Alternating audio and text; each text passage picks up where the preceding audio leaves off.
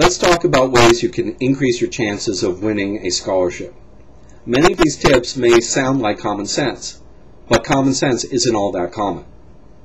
Start by searching for scholarships as soon as possible. The sooner you start, the fewer deadlines you will miss. Unfortunately, many families wait until the spring of the senior year in high school to start figuring out how to pay for college. By then, half of the deadlines during the senior year have already passed, and they will have also missed all the scholarships you can win in elementary and secondary school. Use a free scholarship matching service like fastweb.com. This service matches your personal background profile with a large database of scholarships, showing you every scholarship for which you are eligible. Whenever a new scholarship is added to the database, FastWeb will send you an email message about the scholarship if it happens to match your profile. And the FastWeb database is updated on a daily basis, so most students will get one new match every month, sometimes more. When using a scholarship matching service, answer all of the optional questions. Students who answer the optional questions tend to match about twice as many scholarships as students who answer just the required questions. The optional questions are there to trigger the inclusion of specific awards. Like if you happen to play a particular sport, the only way we can match you against scholarships for that sport is if you answer the question about the sports that you participate in. But just because there are convenient online sources like FastWeb doesn't mean you should ignore the offline world. Look for scholarships posted to bulletin boards outside your high school guidance counselor's office or the college financial aid office. These often are scholarships that don't want to be listed in the online scholarship databases. You can also find local awards posted to a bulletin board in the public library near the Jobs and Careers section. That's also where you'll find books about scholarships. Scholarship listing books can be a good source of information about scholarships, whereas the online databases are a targeted match.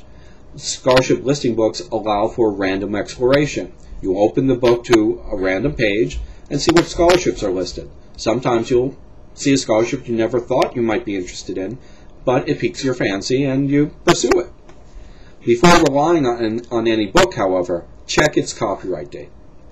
About 10% of the scholarships are going to change in a significant way each year.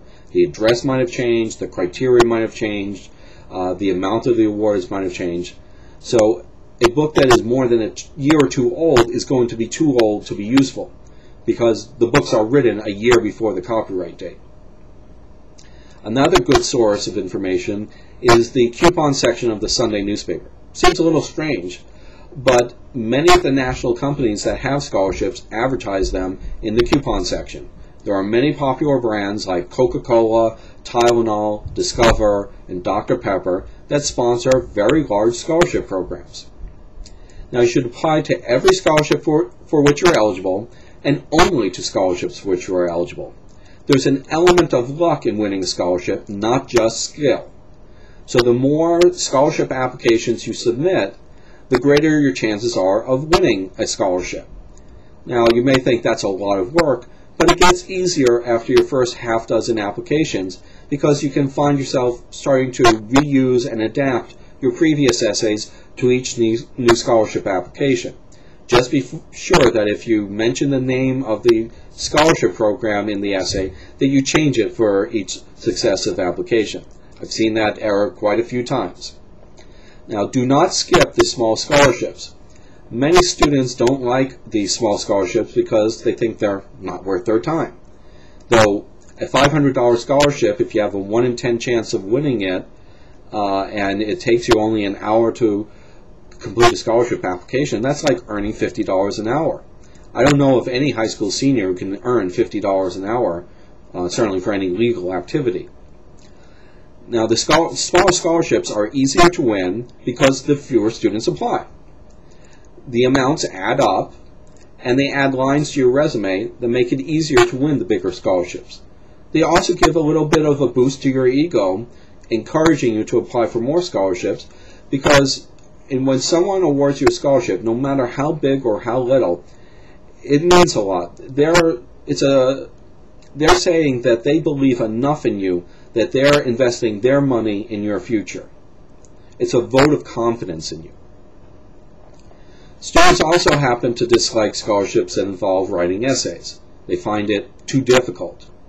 If you happen to have trouble writing essays, here's a trick that will help you a lot.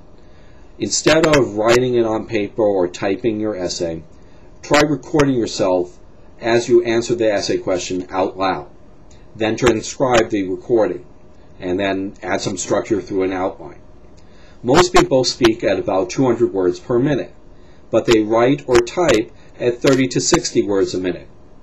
So the act of writing interferes with the flow of thought. Answering the question out loud is also going to yield a more fluid and passionate essay. And a similar technique can be used to proofread your essays. When you write an essay on a computer screen, it looks different than when you print it out and read it out loud. Anytime you have a disfluency where you stumble when reading your essay is a sign that there's something that needs to be fixed. It may be the phrasing, it may be a spelling or grammatical error, it may be your choice of words, but until you are able to read the essay without stumbling, you need to look at the places where you stumble as a sign of problems that need to be addressed. Keep it personal. Talk about how you affected others, how others affected you. The purpose of these essays is to get insights into your personality and insights into how you interact with others. You want to keep it interesting. A trite essay on an overused topic will be boring, and the worst thing you can do is be boring, because then your essay blurs into all the other essays on similar topics. Try to stand out and be memorable, but in a positive way. You want the selection committee to be able to refer to you as the student who did something, the student who was something, so that they identify you with this label, meaning that they remember what you did, they remember what you wrote. That's how you're going to stand out enough to potentially win a scholarship.